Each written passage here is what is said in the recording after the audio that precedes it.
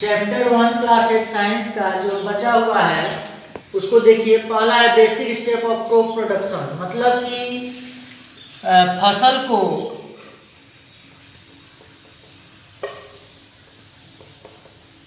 बचाने या रख रखाव। फर्स्ट है नेचर ऑफ सोयल, मतलब कि मिट्टी की प्रकृति।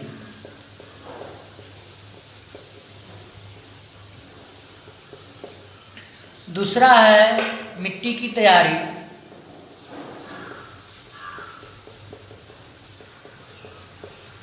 तीसरा है बीज का चुनाव एवं उगाई एवं कटाई।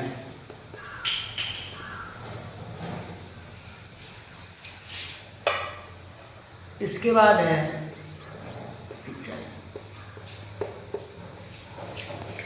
देखिए, मैं स्टेप बाय स्टेप आपको बताना चाह रहा हूं कि फसल को कैसे प्रोटेक्ट किया जाता है, कैसे उसका रख रखाव किया जाता है, कैसे उगाया जाता है।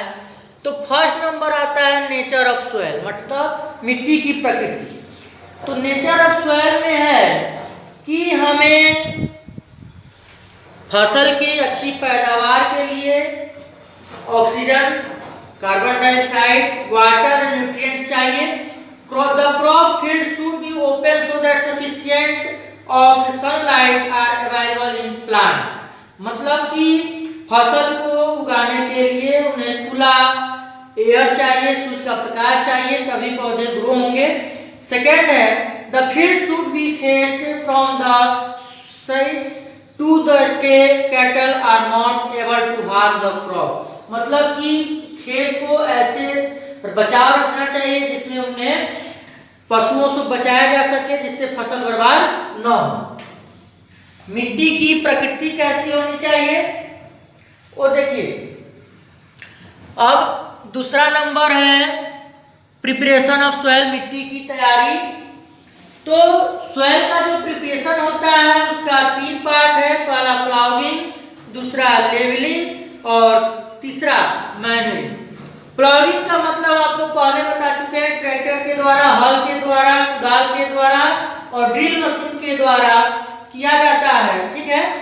तो उसके बाद आता है आपका लेवलिंग। लेवल मतलब कि खेत कुड़ाई हो गया, उसको मिट्टी को लेवल में लाना। तो ब्रेक, जब बड़े बड़े मिट्टी के टुकड़े होते हैं उनको टुकड़ा में काट कर उनको अच्छे प्रकार से लेवल में कर देना, उसको लेवलिंग करते हैं, ठीक है। उसके बाद मैनिंग, जब मिट्टी में खाद वाला पोटास, ये डीटीएच ये सब मिलाकर उसमें छोड़ दिया जाता है, उसको मैनिंग करते हैं।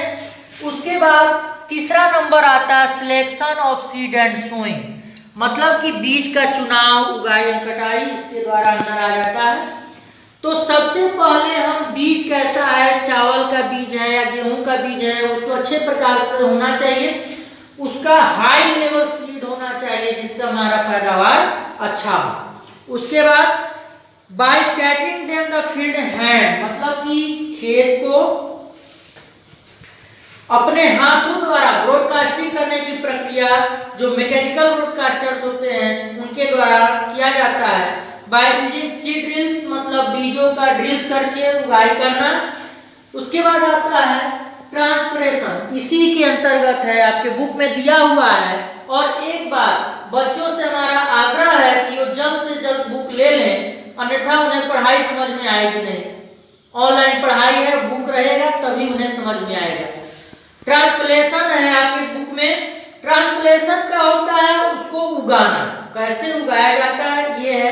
जैसे आप अपने गांव में देखे होंगे, घरों के अगल बगल देखे होंगे कि धान का जो पौधा होता है उसको क्या किया, दूसरे जगह रोप दिया जाता है, और वो जब थोड़ा बड़ा हो जाता है, उग जाता है, तो उसको खेतों में लाकर और किसान लोग, फार्मर लोग उसको लगाते हैं। चौथा है हमारा इरिगेशन। चौथा क्या है, इरिगेशन। इरिगेशन का मतलब होता है सिंचाई। इसमें बहुत सारे काइंड्स हैं। सोर्स ऑफ इरिगेशन मतलब कि सिंचाई का जो सोर्स है wells, tubewells, ponds, lake, river, dams, etc, मतलब ये सब जो है उसके द्वारा हमें सिंचाई होता है। मेथड ऑफ इरिगेशन, मेथड क्या होता है? विधि। इरिगेशन का विधि जो है वो फर्स्ट आता है स्विंग बास्केट मेथड, उसके बाद मोड सिंपल पुली सिस्टम, मतलब कुओं के द्वारा खींचकर पानी।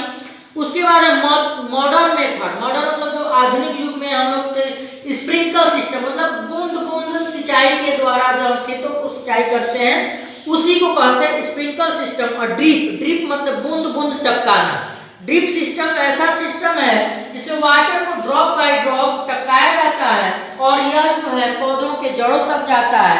वाटर लैगिंग, वाटर लैगिंग क्या होता है? जब जैसे वाटर जो नीचे मिट्टी में अच्छे प्रकार से चला जाता है उसी को कहते हैं around plant water logging. Excess water हमें मतलब कि जो जितना पौधों को जरूरत है उतना ही दे पाते हैं और उसमें ज्यादा पानी की आवश्यकता नहीं होती है। इस तरह आज का जो है चैप्टर हम क्लास 8 का चैप्टर 1 का जो इतना टॉपिक था उसको ईड करते हैं। बाकी नेक्स्ट लेक्चर में आपको बताया जाएगा। That's all.